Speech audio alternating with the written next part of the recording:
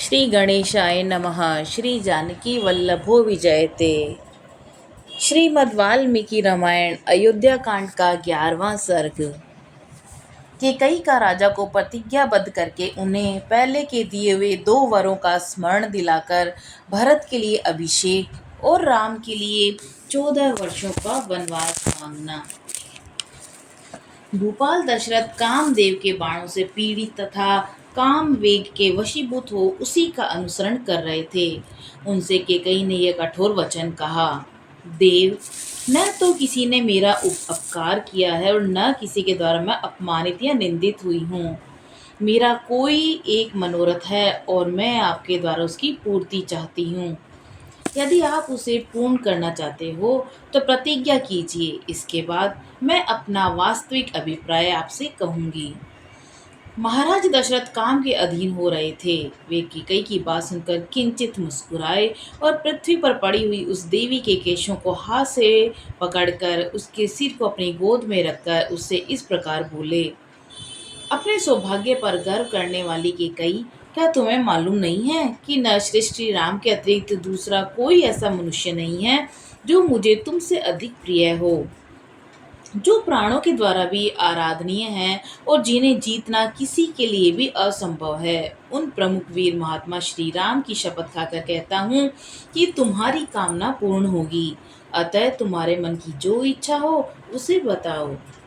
कैकेयी, जिन्हें 2 घड़ी भी न देखने पर निश्चय ही मैं जीवित नहीं रह सकता, उन श्री राम की शपथ खाकर कहता हूँ कि तुम जो कहोगी उसे पूर्ण करूँगा। कैकेयी नंदिनी, अपने तथा अपने दूसरे पुत्रों को निछावर करके भी मैं जिन नर से श्री राम का वर्ण करने को उद्यत हूँ, उन्हीं की शपथ खाकर कहता हूँ कि तुम्हारी कही हुई बात पूरी करूँगा।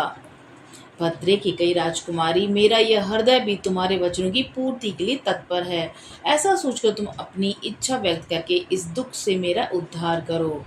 श्री राम सबको अधिक प्रिय हैं, इस बात पर दृष्टिपात करके तुम्हें जो अच्छा जान पड़े वही कहो।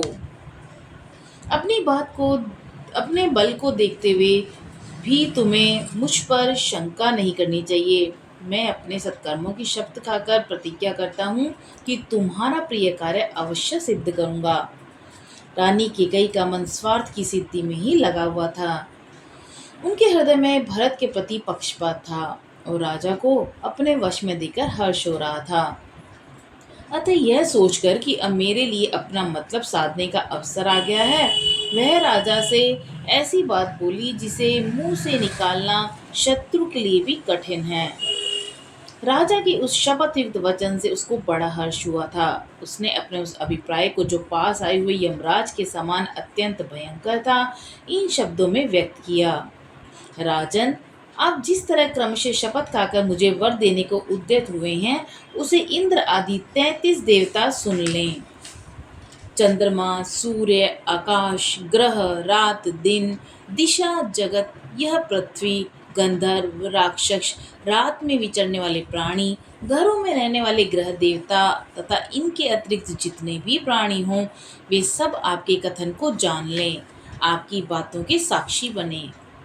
सब देवता सुने। महातेजस्वी, सत्य प्रतिज्ञ, धर्म के ज्ञाता, सत्यवादी और शुद्ध आचार विचार वाले ये महाराज मुझे वर दे रहे हैं। इस प्रकार काम मोहित होकर वर देने को उद्यत हुए महान धनुर्धर राजा दशरथ को अपनी मुट्ठी में करके देवी कैकेयी ने पहले उनकी प्रशंसा की, फिर इस प्रकार कहा, राजन, उस पुरानी बात को याद कीजिए जब कि देव सुर संग्राम हो रहा था। वहां शत्रु ने आपको घायल करके गिरा दिया था, केवल प्राण ही नहीं लिए थे। देव, उस युद्ध स्थल में सारी रात जाकर अनेक प्रकार के प्रयत्न करके जो मैंने आपके जीवन की रक्षा की थी, उससे संतुष्ट होकर आपने मुझे 2 वर दिए थे। देव, पृथ्वीपाल रघुनंदन, आपके दिए हुए वे दोनों वर मैंने धरोहर के रूप में आप ही के पास रख दिए थे।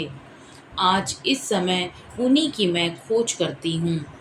इस प्रकार धर्मज्ञ प्रतिज्ञा करके यदि आप मेरे उन वरों को नहीं देंगे तो मैं अपने आप को आपके द्वारा अपमानित हुई समझकर आज ही प्राणों का परित्याग कर दूंगी। जैसे मृग बहेलिए की वाणी मात्र से अपने ही विनाश के लिए उसके जाल में फंस जाता है, उसी प्रकार केकई के वशीभूत हुए राजा दशरथ उस समय पूर्व काल के वरदान वाक्य का स्मरण कराने मात्र से अपने ही विनाश के लिए प्रतिज्ञा के बंधन में बंध गए। उसके बाद केकई ने काम मोहित होकर वर देने के लिए उद्यत हुए राजा से इस प्रकार कहा, देव, पृथ्वीनाथ, उन दिनों आपने जो 2 वर देने की प्रतिज्ञा की थी उन्हें अब मुझे देना चाहिए। उन दोनों वरों को मैं अभी बताऊंगी, आप मेरी बात सुनिए। ये जो श्री राम के राज्याभिषेक की तैयारी की गई है, इसी राज्य अभिषेक सामग्री द्वारा मेरे पुत्र भरत का अभिषेक किया जाए। देव, आपने उस समय देवासुर संग्राम में प्रसन्न होकर मेरे लिए जो दूसरा वर दिया था, उसे प्राप्त करने का यह समय भी अभी आया है। धीर स्वभाव वाले श्री राम तपस्वी के वेश में वत्कल तथा मृग चर्म धारण करके 14 वर्षों तक दंडकारण्य में जाकर रहें।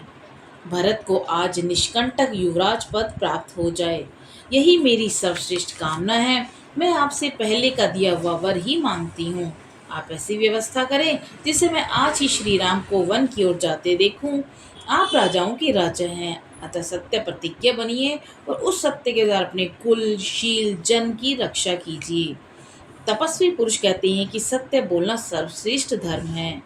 वह परलोक में निवास होने पर मनुष्यों के लिए परम कल्याणकारी होता है। इस प्रकार श्री वाल्मीकि निर्मित आश्रमण आदि काव्य के अयोध्या कांड में 11वां सर्ग पूरा हुआ। बोलो सियावर रामचंद्र जी की जय, पवन सुत हनुमान जी की जय।